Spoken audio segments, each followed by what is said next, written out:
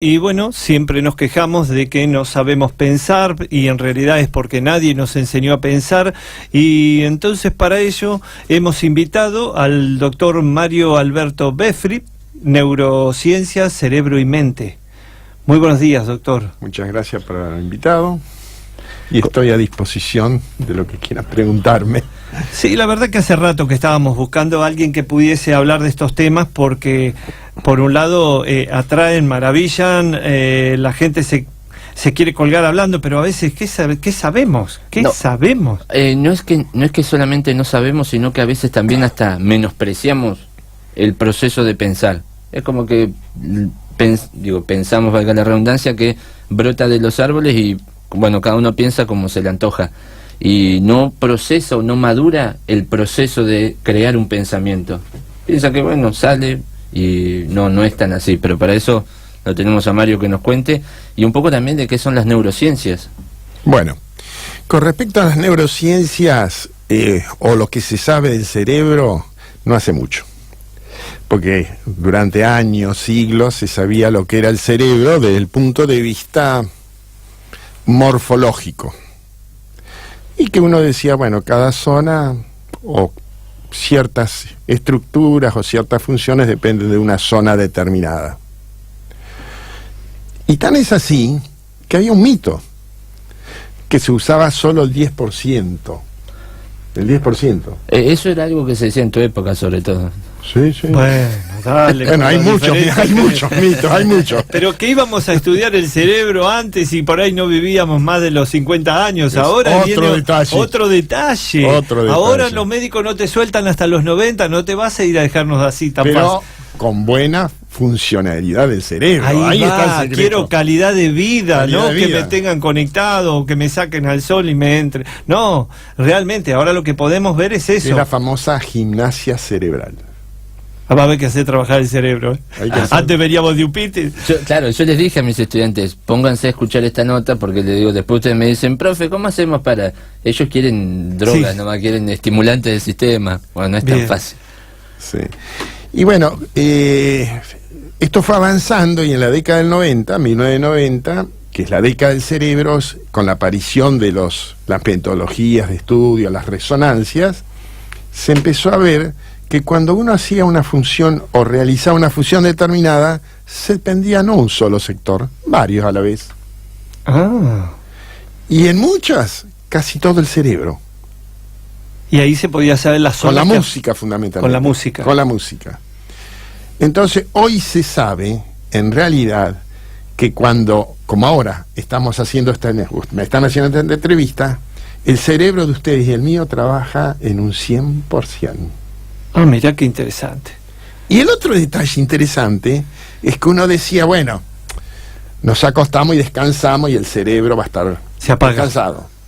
El cerebro trabaja más cuando dormimos que cuando estamos despiertos. Ve, ahí está el motivo por el cual soy tan intenso. El mío trabaja 3 veces más todavía, peor. Me levanto como diciendo, vamos, dale. No. Y te gasta más energía y glucosa y oxígeno también. Pero algunos decían que de noche es como que el cerebro reseteaba funciones. ¿Es cierto Sí, eso? sí. Porque ¿qué pasa? Todo lo que ahora estamos recibiendo, viendo, ustedes, todo eso, lo van a ir procesando ya. Ya hay neuronas que se están uniendo y haciendo circuitos. Pero a lo mejor esos circuitos desaparecen. Y la información desaparece. Pero tiene un tiempo de duración. Entra, que acá él lo conoce bien, al hipocampo. Claro. Y cuando llega al hipocampo, y durante la noche se procesa. Y entonces ocurren dos cosas. Hay un momento en que dormimos, y cada 90 minutos soñamos unos minutos. Y ahí empieza el procesamiento de la información. Yo hago una gran distinción entre información, que es apabullante y cada vez más, y lo que son conocimientos. Yo en una clase transmito información, no conocimientos, a partir de mis conocimientos. Claro. Y después, cada uno, durante la noche, lo va procesando. Y esto depende de la personalidad, de la emocionalidad, de lo que sabe un poco de antes, si ya vio el tema. Por eso a veces cuando una materia nueva no es que está más que cuando tomamos temas que ya vimos sobre esa materia. Claro. ¿No? Y lo interesante, ¿para qué sirven los sueños vívidos en colores y en movimiento? Que esos que se suenan cada 90 minutos. Más o menos. ¿Para qué sirve? Que es el famoso sueño REM, que lo tienen los animales también. El perro, cuando ven que los ojos van de un lado hacia el otro, un ratito. Y ahí es cuando se borra la información que no es útil. Lo llama información basura. Mirá qué inteligente que seremos, que hasta nuestro propio cerebro nos protege de la información basura. No tenemos que resetear, entre comillas, porque yo estoy en contra de él, que se hable de inteligencia artificial. Es asistencia artificial. Claro. Porque nunca, y yo te diría casi sin equivocarme, nunca va a haber algo que reemplace el cerebro. Un detalle. A mí se me ocurrió una vez, porque hay detalles del cerebro, que una neurona, viste que una neurona es un cuerpo que tiene un núcleo y luego unas prolongaciones, dendritas y axones. Algunas son muy largas, por ejemplo, acá tienen 1,5 metros los axones, pero en el cerebro son cortitas, pequeñitas, ni milimétricas casi. Pero se me ocurre, digo, voy a decir, yo tengo, porque se decía 100.000, ahora se dice 80.000 millones de neuronas. Si yo pongo un axón atrás del otro, en fila, me dan varias veces la vuelta a la Tierra. Un solo cerebro.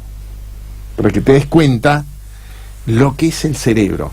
Tan es así que yo he dado clases y charlas, cuando se empezó con la informática, ellos se basaron en el funcionamiento de las neuronas.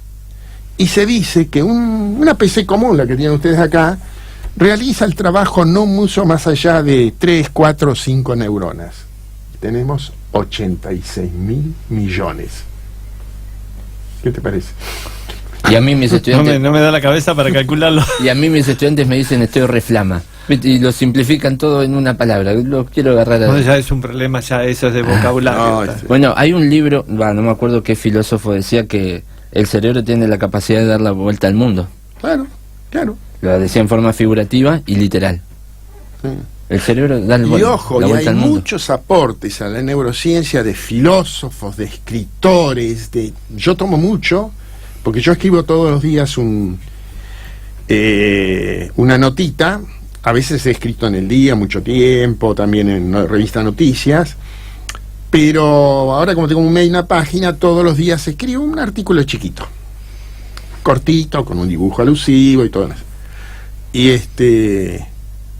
Y ahí la gente se admira de las cosas que uno dice, como si uno fuese un no sé qué. No, un genio, no existen más los genios. Claro. Pero, porque se admiran, y la utilidad que tiene la neurociencia, y ahora podríamos ir para qué sirve, no es para entender el cerebro cómo funciona solamente el punto de vista médico, psicológico, sino que nos sirve para muchas cosas. Yo di clase mucho tiempo con gente de neuromarketing.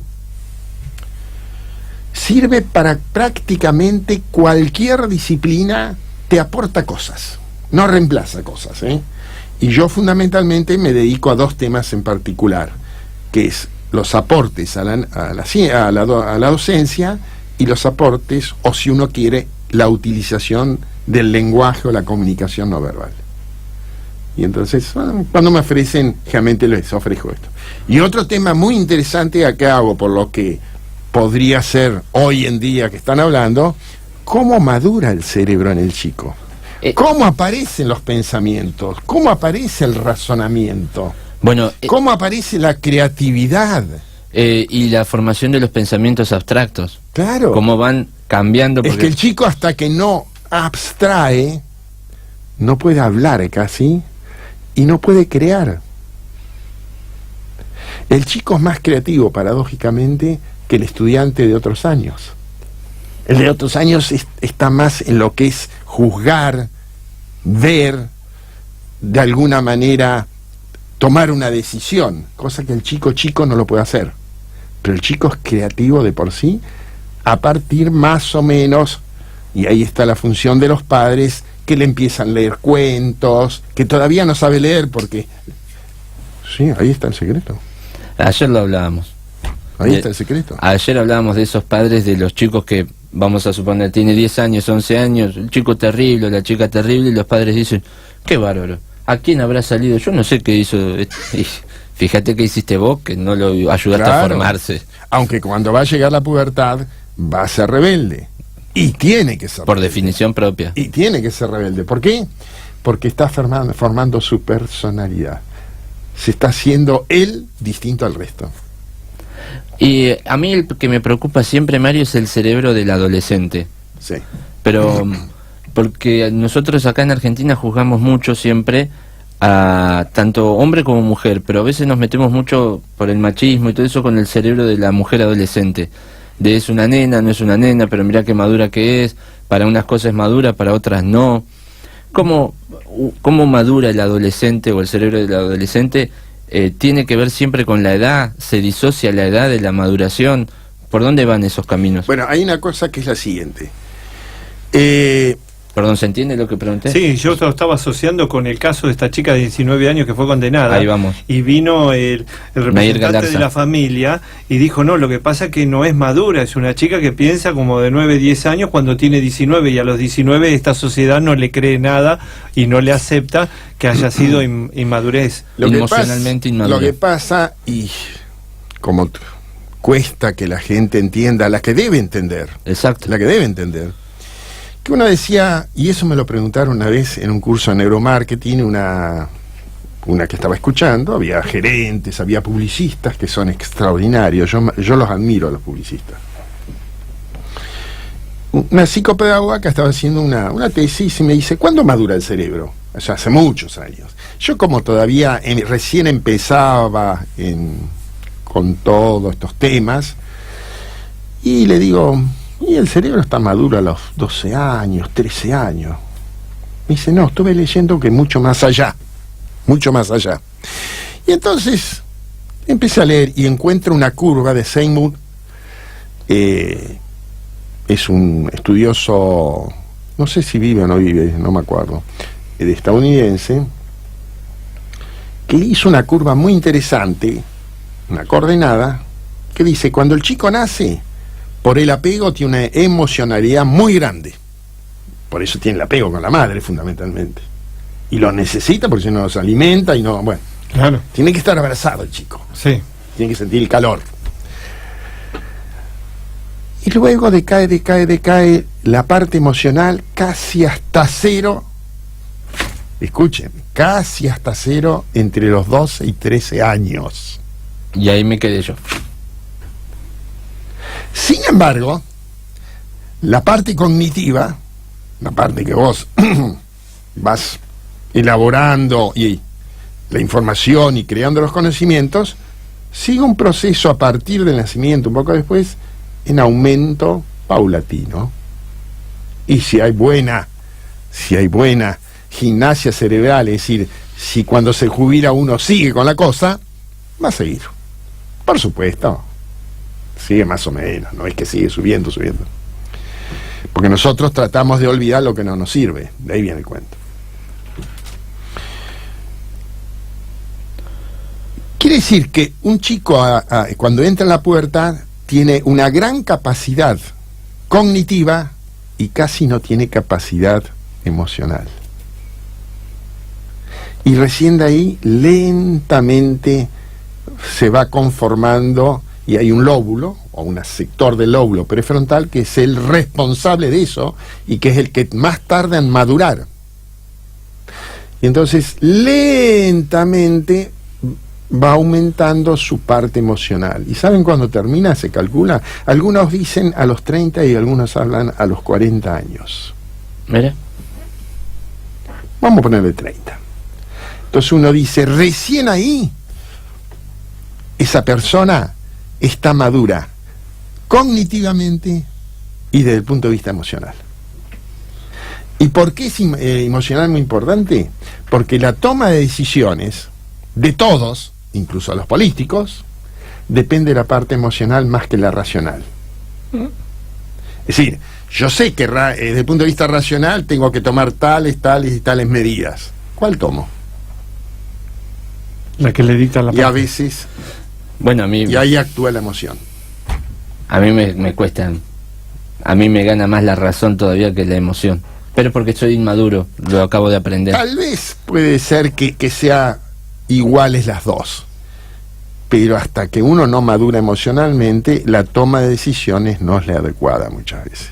Es cuando uno va a comprar una camisa, cuando va a comprar algo. ¿Y por qué te compraste este color? ¿Qué sé yo? Ahora te conté. Sí, nuestro estimado nos contesta porque pintó, ¿o no? Es un inmaduro emocional, por eso está así. Claro. ¿Vos estabas calculando hace cuánto maduraste? No, pasó y pasó, si es que maduré. Pero es muy importante lo que está describiendo, sí. para que la población entienda. Vos dijiste hoy, para que entiendan los que tienen que entender, pero la población también lo tiene que entender, que el proceso de madurar lleva tiempo y hay una disociación entre la maduración cognitiva y emocional. Totalmente. Y la afectación o el atraso de algunas, porque tienen que ir a la par, y junto con la edad también, porque acá hay leyes, derechos y garantías que cumplir y obligaciones que cumplir y derechos que deben respetarse según la edad. Entonces, la población tiene que entender que cuando no van de la mano, crea un conflicto que se traduce en una patología psicológica. Bueno, hay algo paradójico. Cuando se votó la ley del voto adolescente, yo hablé en el Senado. Porque hay una contradicción, y eso, ojo, yo me hago responsable de lo que digo, de que un chico de 16 años tiene la posibilidad de elegir un presidente, pero no puede ser imputado. Sí, porque esto se ve cuando dicen, bueno, no, pero este menor... Es así, menor hasta los 18, no claro, podemos hacer nada. pero si puede votar, ¿cómo no puede a un hacerse cargo? presidente, a todos los legisladores que nos están gobernando en la democracia. Eso a mí siempre me dio ganas de preguntarle, pero ustedes olvidaron que elegir a tus representantes es una de las obligaciones máximas y de como civil que tenés. Porque es como que se olvidaron de esa parte, y no es que la digo yo, está escrita. Uno lee la Constitución y te lo dice. Primero que no leen la Constitución, hay que ver si fueron a la escuela y lo pudieron, tuvieron eso los chicos una materia y los fin. grandes. Bueno. Y los... Ahora, en ese aspecto, ¿dónde nos quedamos? Están deberían empezar a decidir antes por el presidente y no deberían ser imputables, deberían ir de la mano, todo No, más yo atrás. creo que si él puede elegir, ya tendría que ser imputable. Hay que bajar por lo menos los años de correspondientes, ¿no? Hay países que los tienen mucho más Claro, bajos. pero ¿y a qué, desde el punto de vista de la madurez y todo eso, en dónde? Bueno, entonces tampoco es capaz para elegir un presidente. No, Estamos ya lo mismo. sé, por eso digo, pero ¿y usted a qué edad le estaríamos los 16 años? Algunos quieren llevarlo a 13. En general en medicina hay un hecho que siempre se dice, cuando pasa algo una vez, puede ser algo fortuito, una casualidad. Cuando pasan dos, cuando pasan tres, no, Ya es un patrón. ya hay que tomarlo en cuenta. Y entonces, y acá pasa lo mismo. Es que hay que aplicar la ciencia. Pero a veces lo que menos se escucha es a la gente que sabe, ¿eh? Bueno, lo estamos viendo en toda esta gente que está desfilando, que desfiló por la Cámara de Diputados, por la Cámara de Senadores, ahora con un tema que es abocado también a la ciencia, y a veces habla gente que por sus pareceres, por sus convicciones, pero que no tienen fundamentos. Cuando en realidad... Yo lo veo, yo lo escucho mucho porque me interesa y veo que hay cosas. Hay gente que opina bien, pero hay gente, ojo, y altos funcionarios y gente que está en instituciones muy importantes del país. No sé. Pero ahí nosotros te lo simplificamos y esto va por cuenta nuestra. Nosotros siempre preguntamos, ¿no sabe, no quiere, no puede? En esos altos funcionarios que vos describís, ellos saben, no quieren. Y lo hacen, el discurso es creado de esa forma para buscar un objetivo claro muchas veces. Claro, sí, no es que no saben y están diciendo burradas por no saber. Es a propósito, tienen un objetivo claro. Sí, pero el problema es que si ellos te lo dicen y la gente no está muy capacitada, te la creen. Entonces, Porque este es el problema. Y ese es el uso que hacen en general los talk show. Talk show son las mentiras consensuadas. Y además, a ver, este es el problema. Ayúdenme. Se comieron los programas políticos. Ahora ya no hay programas políticos. No, hay veces que vienen gente que son muy serias, no hay ningún problema. Pero después vos tenés los grupos, unos que están de un lado, el otro lado, pero para armar el programa. Pero el problema es que la gente que no tiene una formación o lo que sea, cree todo. Yo no digo que no hay que creer, pero tenés que creer en la medida que vos ves que realmente tiene coherencia la cosa. Hoy los talk show son creadores de dogmas que después no los bajás con nada, porque se imponen. Es la famosa posverdad. Claro, se imponen y de repente tenés, no le quiero pegar a ninguno, pero un Mariano Yudica estableciéndote un dogma, y ese dogma inamovible para los medios.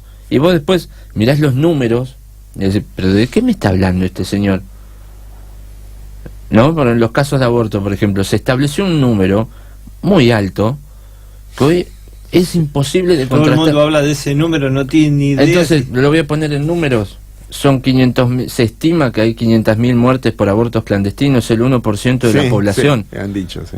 Imagínate que solo por un caso, Todavía no entramos, no sé, después, cáncer, otras cosas, es decir, le achacamos a eso. A ver, el Ministerio de Salud de la Nación habla de, es la octava causa de muerte, un 55 mujeres al año. Es muy bajo, hay un subregistro, está claro. Eso no hay duda. Es más. Si no comían los datos. Claro, ahora 500.000, no establezcamos ese dogma porque después no se lo puede bajar con nada, y en la discusión, cuando alguien ya adquirió ese dogma y te dice, no, 500.000, no, pero espera, vení, mirá, están estos datos. Sí, pero es subregistro, pero es el 1% de la población por año, solo de eso. Y creo que nacimientos normales decían 650.000. Exacto. Claro, una cosa así. Un disparate. Quiere decir que la mitad de los chicos no nacían por abortos, de los embarazos. Qué bárbaro. Digo, y ese establecimiento de dogmas es peligroso, porque no los movés después. No. Pero volvamos a lo que dijiste. Y además, ¿qué es lo que la gente quiere escuchar? Ese es otro detalle. Ese también. Esto es otro detalle. Una de las cosas, hay gente que, bueno, escucha y no sabe, no entiende y no puede discernir si es verdad, no es verdad, si es coherente, no es coherente. Pero después está la gente que cree, porque es lógico, te lo dicen. Y también le llama, una noticia moderada me parece que no llama lo que llama una noticia... Mi eterna pelea. Exagerada, amarillista, llamala como vos quieras, cuando van así, entonces te tiro 500.000, No, es que es una cifra grande. Bueno, pero si yo te dijera, pero si ahora empezamos, porque ahora hay médicos que se están presentando, que empiezan a separar el heno de la paja, entonces dicen, no, pero espera, no puede ser más de esto. ¿A quién le interesa eso? ¿Me entendés? Al común de la gente se queda repitiendo los 500.000. Es que es el establecimiento del dogma. Ah. Y lo lanzan al aire y lo sostienen con 2 o 3 ideas. Ojo, y yo he escuchado, que eso es lo que me llamó la atención, a 2 monseñores. Muy bien. No sé, uno que acá está, es el que segundo que sigue La Plata, y otro que, no me acuerdo el nombre, que me quise conectar. Pero ojo, uno dice, si uno habla de gente que se maneja por dogmas, la religión. Claro. Pero muy bien, no es el común. No es el común. Pero con cargos altos dentro de la iglesia. Y ojo, aceptan ciertas cosas que vos decís, ¿cómo después los otros, los políticos, los funcionarios, te dicen otra cosa?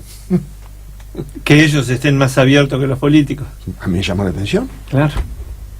Me llama la atención. Pero el político es otra clase, otra raza. Yo no le creo, es lo que decía él, no le creo nada. Déjame ver quién viene atrás. Yo creo ¿Quién le hace que el lobby gran al problema político? de los políticos es estar casi por vida en los cargos.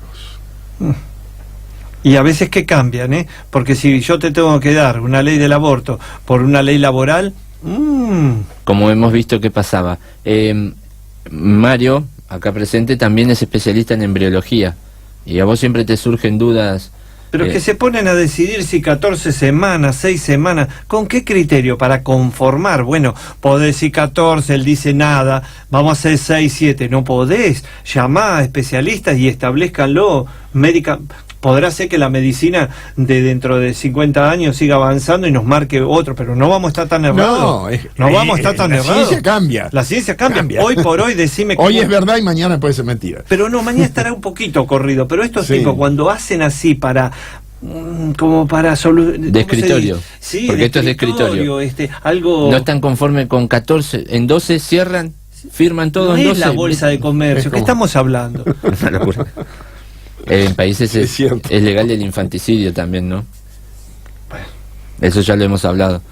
Por eso te digo, la legalidad Ayer de algunos... escuché algo muy interesante que decían, no me acuerdo si era por una radio, no sé, yo escucho mucha radio, a mí me gusta la radio más que el televisor.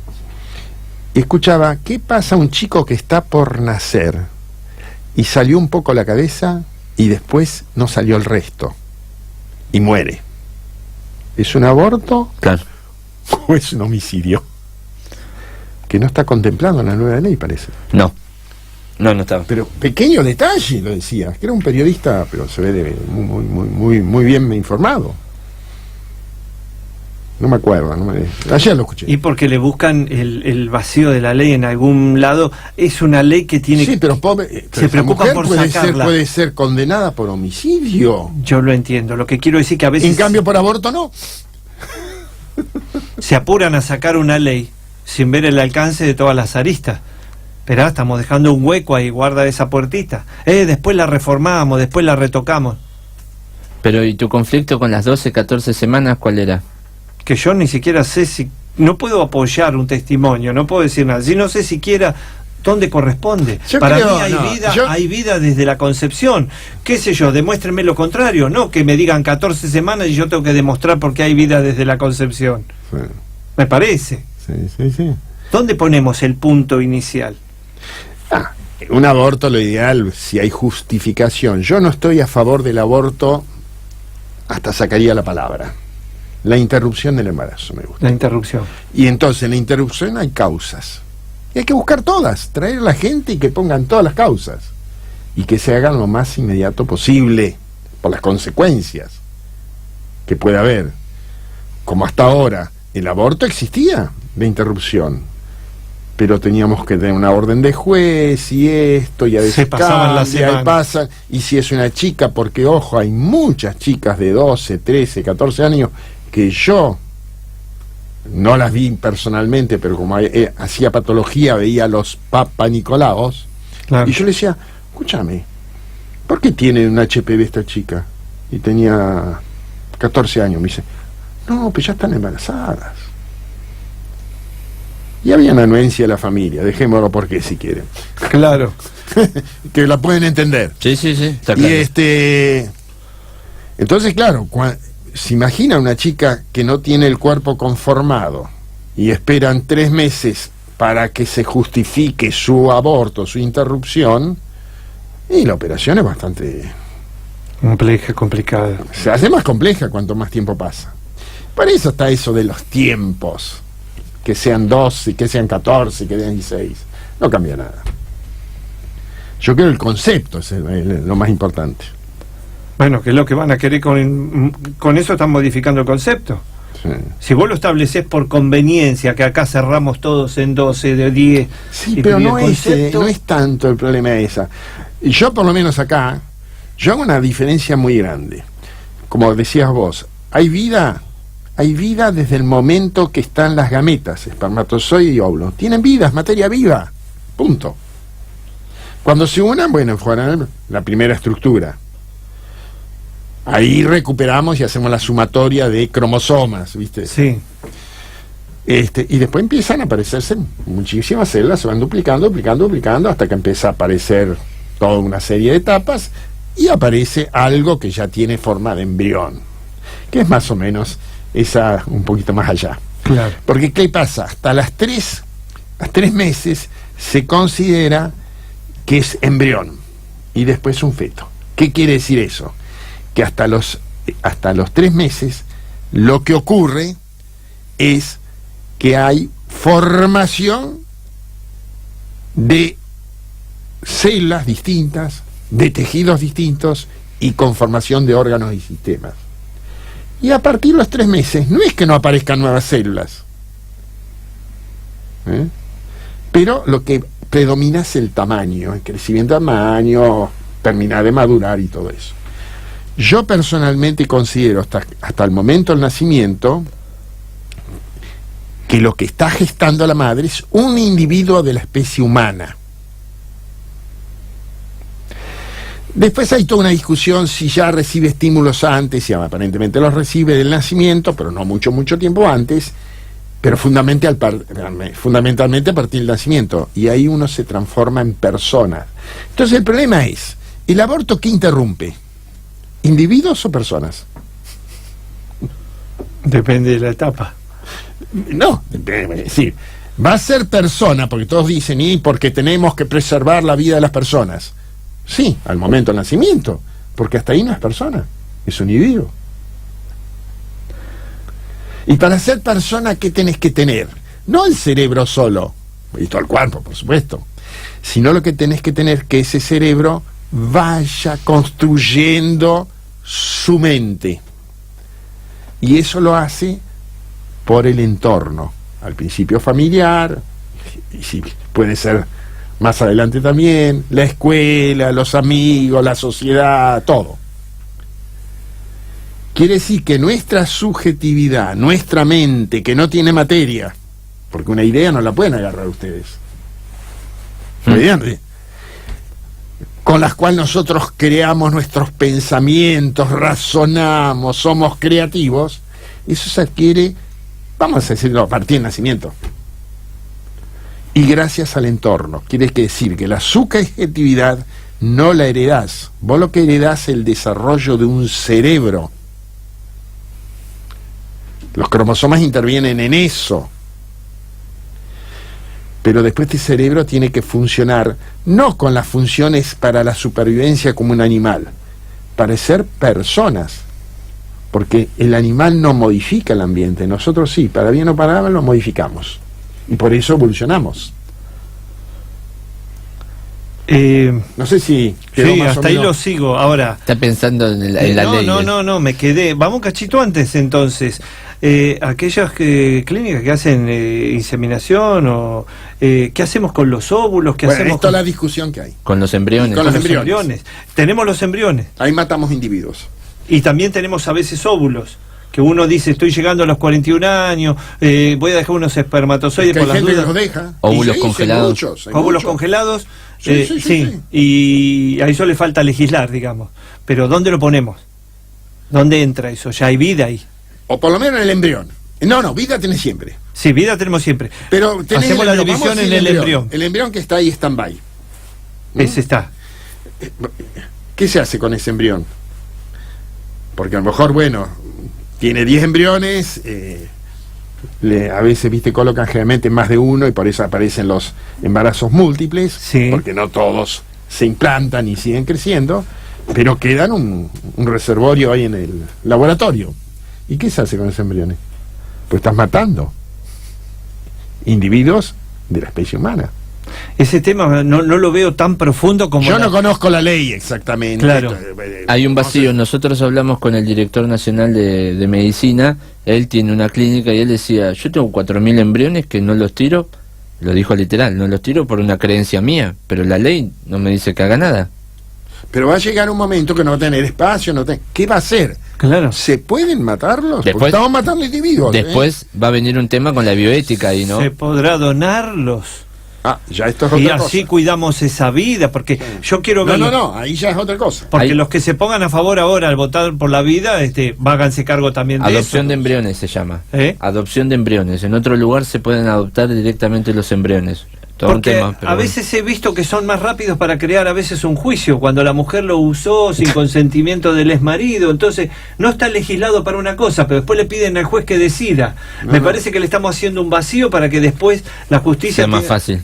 No tiene parámetro la justicia. No tiene parámetro y de repente yo sé cómo pensás, vos sé cómo piensa él y depende cómo me convenga o lo que quiera. Depende del caso. Voy para ese lado, claro. Pero también sienta jurisprudencia. ¿O vamos a hacer las leyes después de acuerdo a la jurisprudencia de los jueces? ¿Me estás preguntando la teoría o la realidad? No, me estoy preguntando en voz alta, no sé, es muy complejo. Me parece tremendamente complejo. Pero el problema es que decidan, y eso sí estoy de acuerdo, la interrupción rápida de embarazo por causa justificada. Y ahí va. Y por lo menos ahí tenemos que empezar. Como que muchos países están de acuerdo en eso. ¿Y cuándo es rápido? Rápido lo antes posible. 3 semanas? ¿Cuánto es? El tiempo. Digo yo, digo porque rápido. porque el Detectado problema que hay una... No, ojo, puede ser una mujer que esté en 8 meses y tiene riesgo de vida. No, Cero, siete. eso es aparte. Bueno, pero ahí se refiere a las causas justas. Pero hasta ahora teníamos, cuando es peligro para la madre, cuando es peligro para el feto, y cuando... Y hay otra cosa muy interesante. ¿Cuál? Que es el caso del chico anencéfalo. La anencefalia. La anencefalia vive más o menos promedio, ponele, una vez que nació, 12 horas. Y hay gente, por acuerdos, por convicciones, por lo que fuere, porque sabe que se muere. Por religión también, porque pasó acá. Entonces, y a veces están inducidos para que sirva como donante de órganos. Y esto es otro gran problema. Me está complicando cada vez más para mí. No, está eso. Acá en Argentina hubo un caso hace no tantos meses. Nosotros en el hospital, perdóname, en el hospital teníamos más o menos, no me acuerdo en qué año, yo era jefe de servicio, teníamos 3 anencéfalos nacidos. Morían.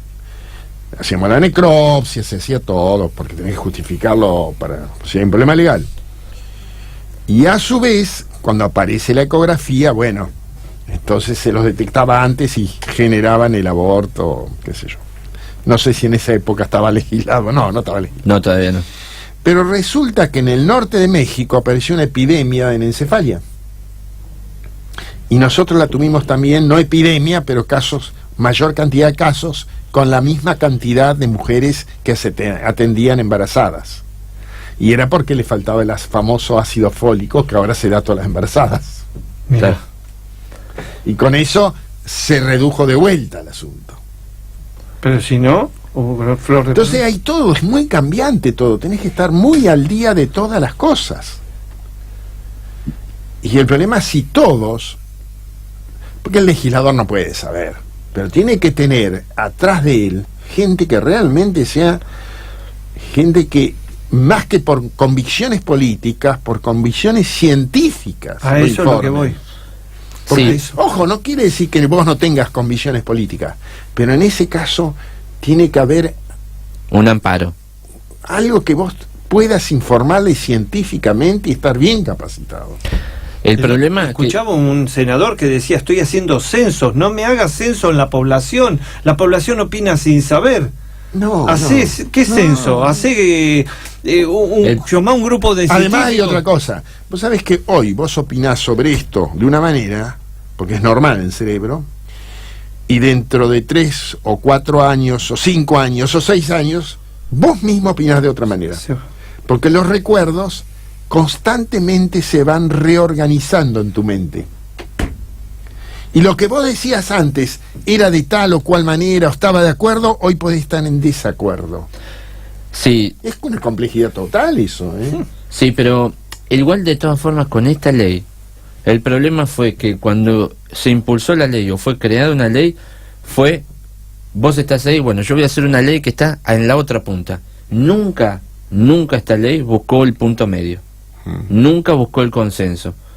Milagro de Daniel Lipovetsky, que es el diputado, en tratar de consensuar a una semana de la votación, donde se introdujeron 4 puntos, donde se sumaron más diputados. Hubo modificaciones. Una semana antes de la votación, porque si no los votos no daban. Yo me imagino la charla, se sentó él y dijo: escúchenme, esto así como está escrito no sale. Le meto estos 4 y sale. ¿Estamos? Bueno, y puteada de por medio habrá salido. Pero nunca la ley fue con el espíritu de consensuar. Porque... digo, te estará pasando ahora, estás escuchando que hay alternativas en el medio, como la aceleración porque las causas justas existen hace mucho, el aborto no punible en Argentina, en determinadas situaciones. Él habla de acelerarlo. Una vez que se detectó que el chico es anencefálico o que el no, es una nena que con su configuración le va a traer que ya de por sí, el cuerpo no está desarrollado. No podés esperar. Que es la judicialización, que es lo que se demoraba mucho. Por supuesto tiene que estar la familia toda de acuerdo. Porque hay otro problema grave que salió. Y la gran pregunta, ¿una nena puede decidir de por sí abortar o necesita la anuencia de los padres? Y están quitándolo. En España Pero, ya lo quitaron y acá quieren hacer 16 años sin la anuencia de los padres. No, Por acá eso es todo un problema. Ah. Todo un problema. pero el primer proyecto era, la nena tenía 11, 12, decidía. Por Deci- eso. Por Y eso. no se lo votaba nadie. Le dijeron, pongamos el punto de corte en los 16. Bueno, Y ahora hay que ver si en los 16 es razonable o fue, como hablábamos hoy, un punto de coincidencia, pero nadie... Porque Pero después, ¿sabes cuál viene? El arrepentimiento. Ah. Ahí. Porque yo digo siempre que es lo que pasa con el caso, no sé si se puede dar nombre, Sí, sí. de Marley y de muchos otros. ¿Qué pasa cuando, y espero que no lo escuche porque el chico todavía no sabe, cuando el chico le diga, ¿y quién es mi mamá? ¿Qué le contestas? bueno, ahí es- No tengo ni idea, pero espero que... Porque, ojo, los otros chicos dicen, ¿y tu mamá? Claro, se apuesta a que van a ser muchos en esa situación. Se Bueno, apuesta pero tenés que prever todas esas cosas. Porque el chico, cuando sea un poco más grande, en su mente, que no lo podemos ver, se va a estar elaborando o no cosas que lo van a adaptar más o no lo van a adaptar a la sociedad o al ambiente o a lo que desarrolle, porque no va a estar conforme con lo que es. O no, porque hay gente que no le interesa. Claro. A No, ver, no, es muy- acá no está la ley que lo contempla, él va, hace esto en otro país que sí lo contempla, pero ese país ya puede tener una maduración, ya puede estar mejor charlado, mejor aceptado, y él después que tenés que ir a vivir a Miami, porque si lo traes a vivir acá puede pasar lo que usted dice, que lo cuestionen en la escuela, por ejemplo. Pero Los primero, amigos. que los amigos. Los amigos y el jardín para arriba. Entonces yo digo, eso no sé si se contempla eso. Acá no tenemos ley Sí. todavía.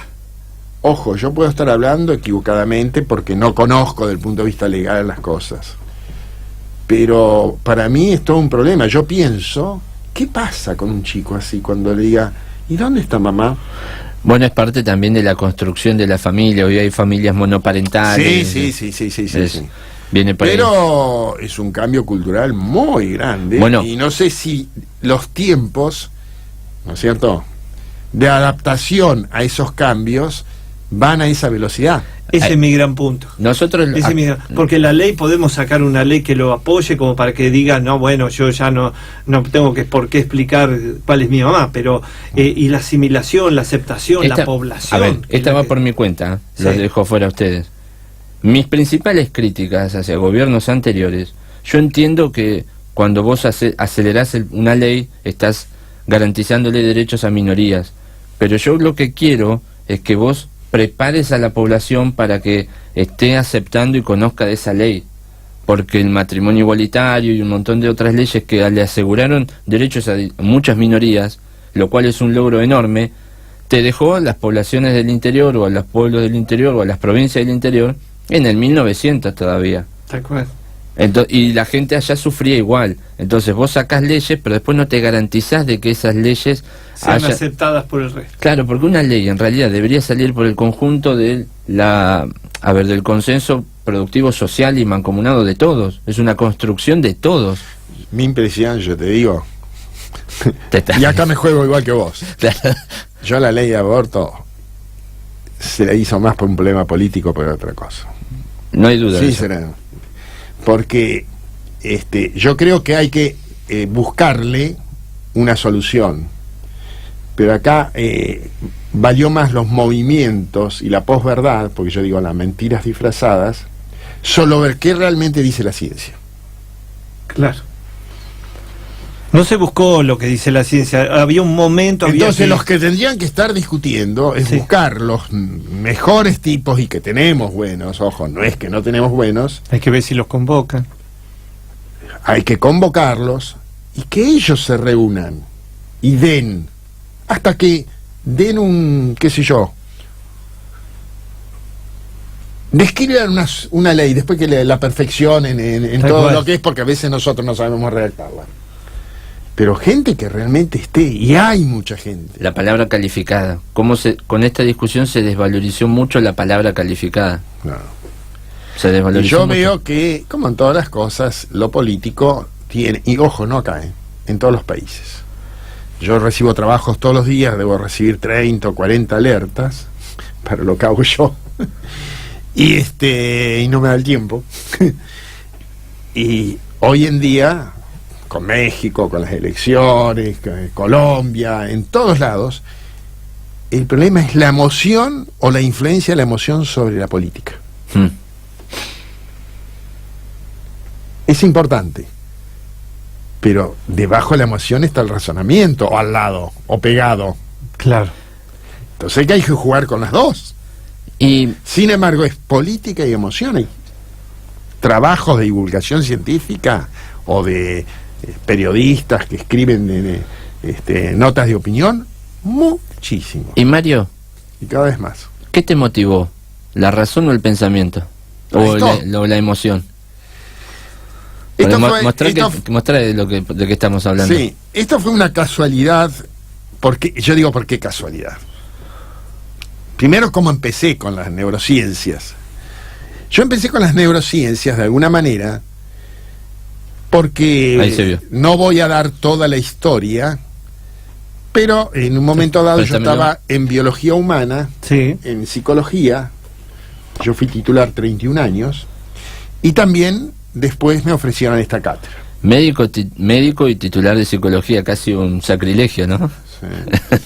Bueno, es difícil porque las psicologías, por lo menos a nivel de las universidades del Estado, están un poco, no enfrentadas, pero de alguna manera no le tienen, consideran que no aporta mucho la biología o la neurociencia.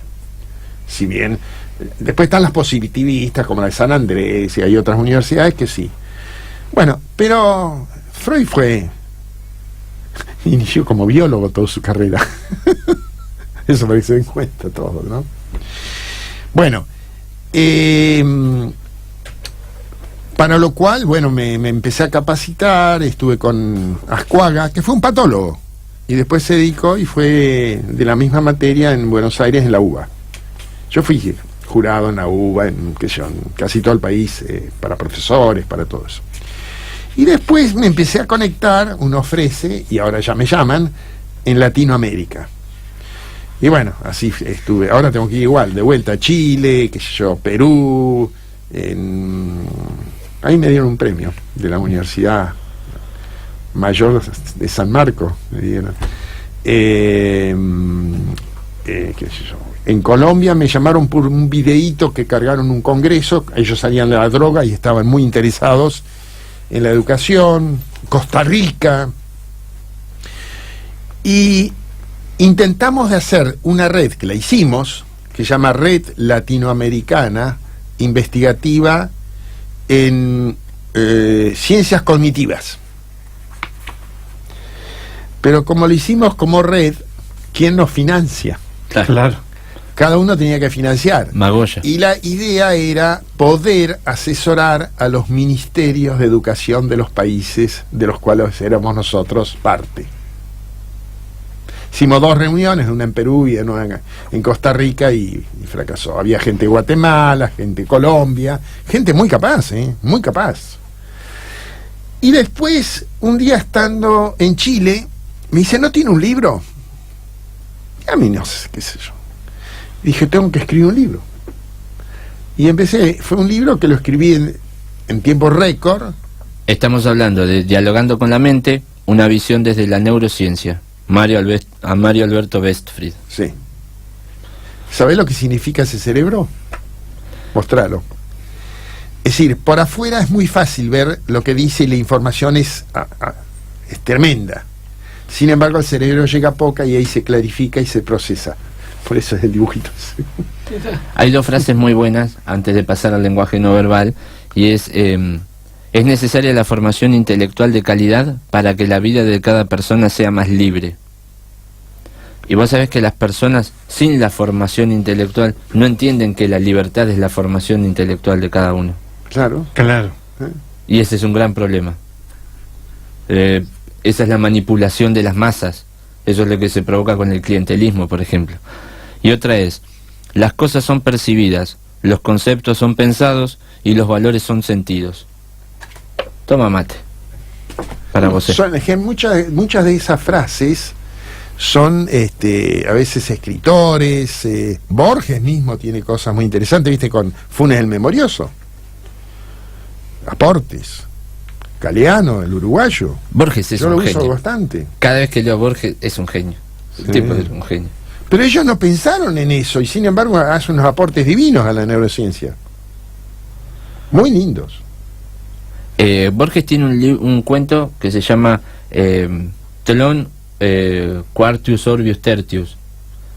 Y es el repensamiento del ser humano como propio ser humano. Es una ciencia ficción de pocas hojas, dificilísima de leer, pero te hace pensar hace que el ser humano se repiense en sí mismo.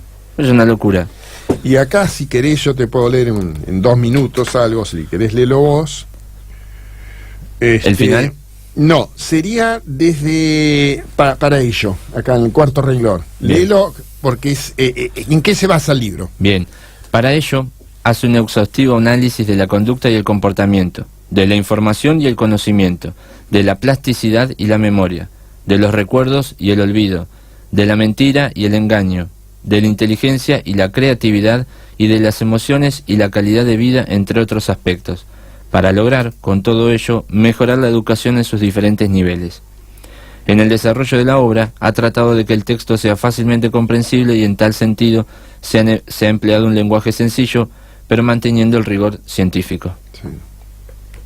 Por ejemplo, el olvido, sí, el olvido en la demencia es dramático, ¿no es cierto?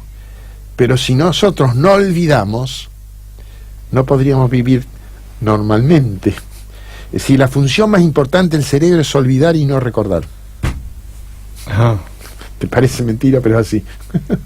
Una manera de saber editar, ¿no? Vos, esto no sirve. De protegerte. Vos, por ejemplo, ustedes o vamos todos a ver una película, un partido de fútbol o lo que fuese, o una exposición o un cuadro.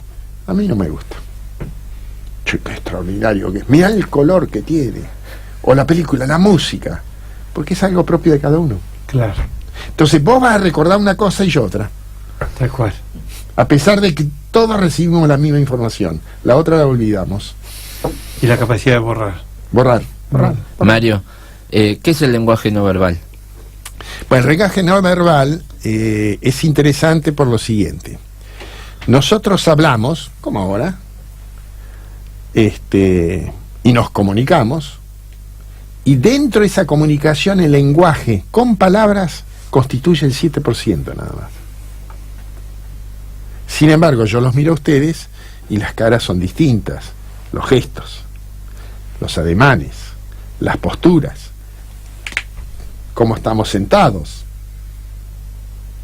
Y todo esto nos está indicando algo. En general el lenguaje no verbal es universal. No te corrijas, quédate como estabas. Si es que mirá, 3 movimientos tengo, ese depende cómo me canso. Sí, el lenguaje no verbal, sí, también llamado gestual, pero no me gusta gestual porque gesto es en realidad de la cara. Claro, lo tomo por la gestual, cara. Corporal. Yo en una nota que hice hace muchos años en Revista Noticio le puse el lenguaje inconsciente y secreto del cuerpo. Es importantísimo y es universal, salvo ciertas costumbres en ciertos países y asiáticos.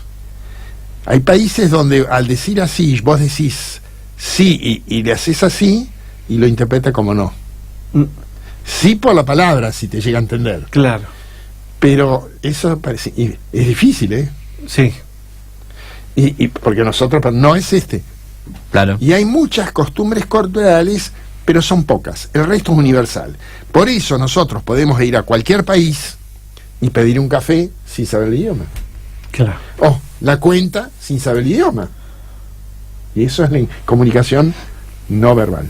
¿Se te vino a la mente alguien, a vos? Y la otro hecho es interesante para que lo entiendan. Claro, a partir de eso vino el concepto de que con la palabra uno miente y con el cuerpo dice la verdad. Ajá. Porque es inconsciente lo del cuerpo. Acá es consciente. Yo te puedo decir, mira, recién llegué tarde porque me encontré con un amigo y no me soltaba y no pude irme. Qué sé yo, había un atascamiento de tránsito. Son mentiras piadosas, porque yo no te produzco ningún daño. Pero hay otros tipos de mentiras. Yo hice un artículo una vez. Otros tipos de mentira donde producís un daño. Entonces, ahí la mentira produce un problema al individuo. Y se usa mucho eso. Síganme, no los voy a defraudar, dijo uno. Ahora, desde el punto de vista, vos sabés que desde el punto de vista evolutivo, el engaño es anterior a la mentira. Tomá. Los animales se engañan y ahí está tu justificativo. No hablan. Ahí tenés, ahí Porque estás para mentir tenés que hablar. Claro. Estás buscando excusas, no estás anotando. Bueno, cuando Paul Ekman, que fue uno de los grandes que pudo estandarizar todo este asunto, lo empezaron a aplicar en la fuerza, es decir, de la CIA. Bueno, acá también se aplica, ¿cómo se llama? En conciliación. Los que hacen conciliación hacen cursos para aprender lenguaje no oral. Bueno, en el último debate presidencial en el 2015 se hizo mucho hincapié en las posturas, en los besos, a quien saludaba, en todo, y no pasaba ninguno, te digo. Todo. Estaban en la picota todos. ¿Y no viste? Hay una foto donde está Trump, Donald. su señora, Macri y... ¿cómo se llama? Aguada. Bueno. La mejor postura es la de Aguada. La que sigue es la mujer de Trump. Y los otros dos hacían la misma postura teniendo los dedos así. Los otros dos bolas. Pero ellas tenían menos chance de tener que mentir, ellos están como más... Pero no es que mentían, pero es por eso cuando uno mira, yo para aprender, cuando miro televisión fundamentalmente y los programas políticos lo hago para poder ver qué hacen además de lo que dicen. El engaña pichanga. Claro, y entonces a uno se da cuenta si cómo mueve el labio, si la sonrisa es verdadera, si la sonrisa es falsa, hay todo, está todo estudiado, Claro. Todo estudiado. Vos imaginate el día de mañana que me veas a mí en afiche sonriendo y vos decís, si el gordo no sonríe nunca, claro. Bueno, y la película que yo hice una nota del secreto de sus ojos, yo ahí justamente, y quise hablar con Campanella, ¿cómo es? Campanella, y que estuvo acá y no pude, le dejé una nota, porque yo quería saber si él se asesoró. Porque ahí, cuando Darino y todo dicen algo, me costó para hacer la nota, tuve que estar con... mira una foto y con eso se da cuenta quién pudo haber sido el que produjo el daño. Claro. Por la foto. Pues, ¿cómo una foto? Algo estático. No, por la cara. Cuando yo estuve en Pompeya, yo le saqué las fotos a la gente que estaba petrificada con la ceniza y todo, y hoy vos los ves, no sé si fueron o si van a ir, los ves sufrir ahora, después de 2000 años. No, es tremendo. Esas caras están sufriendo. Es decir, no hablan, pero te están demostrando que estaban sufriendo. Bueno, ahora que dice así, en el 2000 se elegía las fotos del siglo y se muestra la cara de una mujer sufriendo, ¿no? Sí. A esa mujer por adulterio le mataron los 7 chicos delante de ella. No se ve la matanza de los chicos, no se ve nada. Lo único que se ve una foto de ella. ¿Hay un dolor en esa foto? Que no hacía falta que me expliquen nada, de qué era. Ni una palabra. Pero no me quería imaginar tampoco. Sí. ¿No es cierto? Me imaginé un dolor que no lo vi en mi vida. Y después, 4 años después, ya se pronostica la nueva foto que va a ganar del 2000 al 3000. Es un padre que queda en Irán o en Irak, en una calle con el nene de la mano, se encuentran 2 facciones, empiezan a tirar, y la desesperación de él por cubrir al chico. Es una desesperación anormal, no hay nada, son 2 paredes casi lisas, no tenés un recoveco, no tenés nada, y el fotógrafo que le toma la expresión a este hombre que muere tapando al hijo. Es decir, cosas más allá de la foto, sin saber nada. Yo me imaginé, acá hay un dolor oculto impresionante. Y bueno, ahora me vino a la cabeza, la verdad que cuando revolvemos No, cosas... es muy así, importante el lenguaje no verbal, o comunicación no verbal, o como quieras llamarlo, es importantísimo.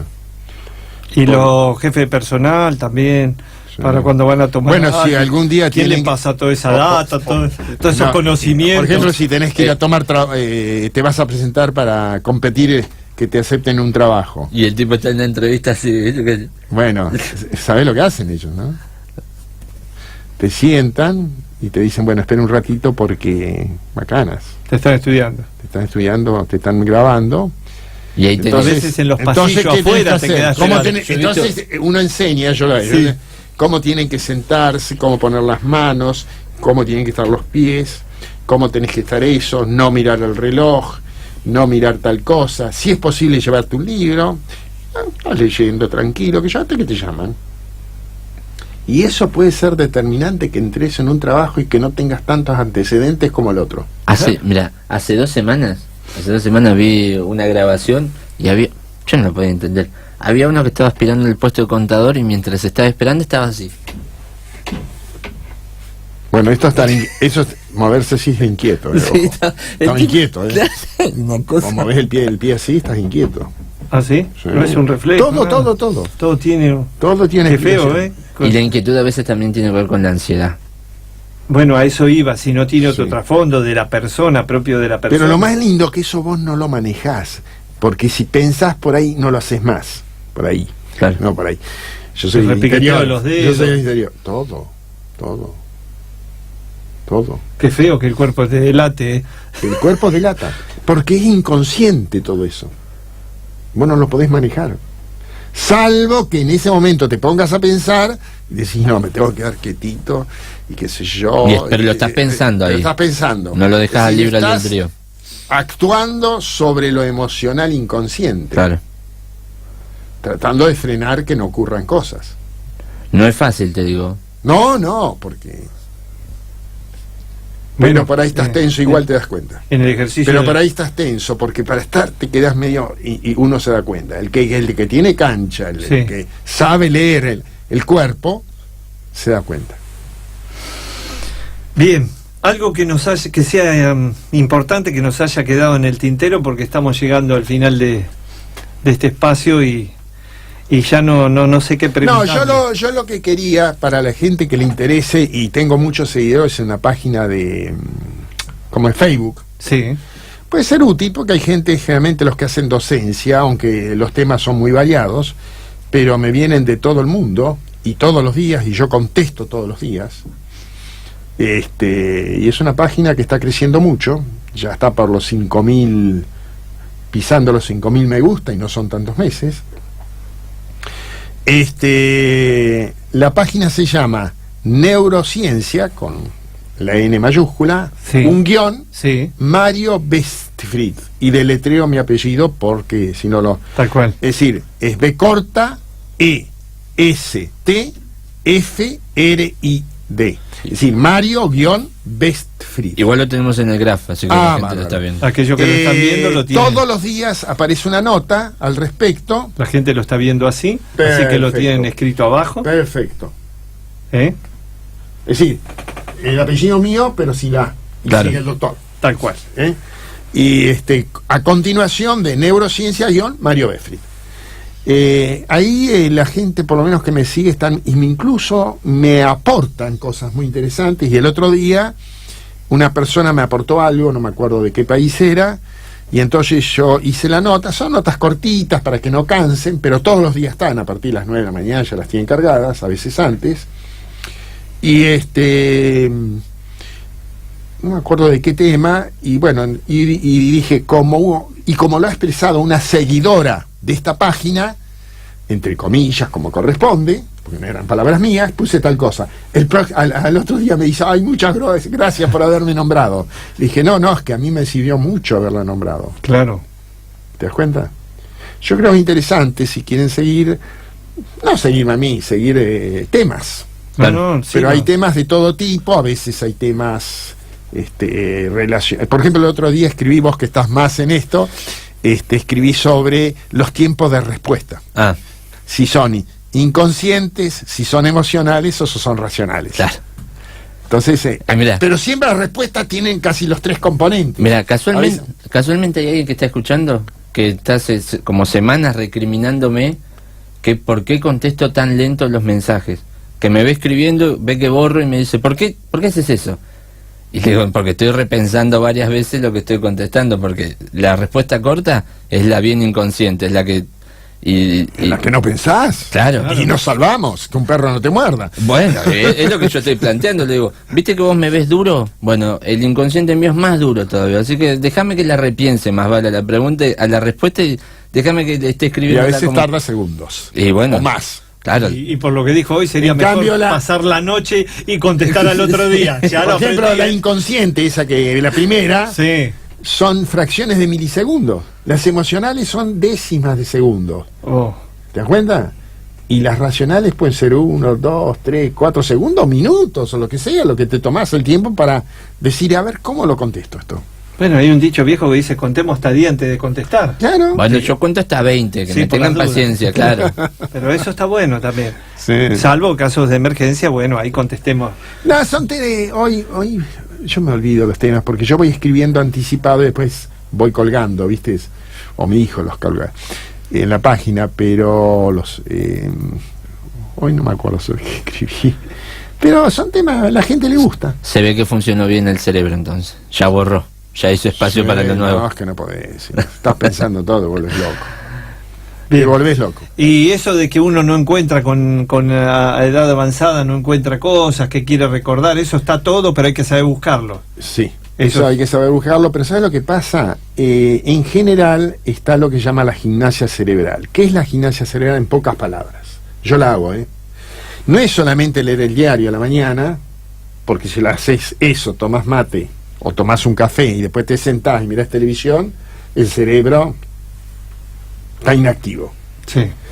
Entonces, la computadora, así como para los chicos es perjudicial la computadora, las pantallas, yo escribo mucho sobre eso, es perjudicial. Creo que en el de ayer o en el de hoy puse. No es que no sea útil, pero si está todo el día con esto es perjudicial para un chico. El chico tiene que estar con la lectura, jugar, hacer cosas. ¿Te das cuenta? Tal cual. Pero para el adulto es muy bueno. Porque el aparato es el mismo, pero la información que recibís es distinta. Es distinta. Caminar es muy importante, pero tratando de romper la rutina. ¿Qué quiere decir eso? Si vos caminás, un día lo podés hacer en un sentido en la plaza, otro día por las calles, otro día haciendo zigzag. Claro. Todo eso te activa el cerebro y te lo mantiene, entre comillas, joven. Mira. Por eso la gente, hay que enseñarles, y cada vez se está haciendo más, como la gente está viviendo más, que justamente no se queden sin hacer nada, porque si no empieza a involucionar. No vas a llegar a una demencia, pero ojo que la pandemia del futuro es el Alzheimer. Se calcula que a los 85 años casi la mitad de la gente puede llegar a tener Alzheimer. Posibilidad. Y se dice que dentro de 100 años estarán llegando a los 110 años. Pero ¿cuál es el problema? ¿Cuál? Un Alzheimer necesitas a alguien que lo cuide. Claro. ¿Y quién trabaja para la sociedad? Mm. Es un problema gravísimo, ¿eh? Sí, sí. Entonces está estudiando mucho a ver cómo se puede retrasar, porque no se sabe la causa. Causas hay muchas, ¿viste? Y cuando hay muchas no hay ninguna Tal cual. tratable. Pero sí se puede atrasar. Está. Y si atrasás, bueno, puede llegar a tener un estándar de vida bastante adecuado y llegar a lo mejor a los 80, 90 años y Bien. bien. Bueno, la verdad que fue un gusto tenerlo, doctor. Aclaramos un montón de cosas. Lástima que el tiempo no nos da más. Pero le agradezco mucho que haya venido. Y bueno, cuando ustedes tengan algo, si quieren, yo... Bien. Como soy jubilado en todo el resto, que no me dedico, no. Vas a tener un habitué nuevo en tu página, Sí, así que tal cada cual. tanto va a Sí, decir, llamalo al doc. No, Así que no no, te no preocupes, No, que pero te va a leer todas las estoy mañanas. todo el día ocupado. ¿Vos sabés que no me dan los tiempos? Bueno, de eso se trata la vida, ¿no? De tener proyectos sí. fuera de la edad. Bueno, Ya dicen no que una ni- persona joven vive de los proyectos Claro. y el viejo de los recuerdos. Ah, ¿sí? Lo hay dije un si no famoso sabía dicho, yo. hay un famoso dicho. No sabía, pero sí tengo que Entonces tener... hay que romper, hay que vivir los recuerdos, pero también generando proyectos. Exacto.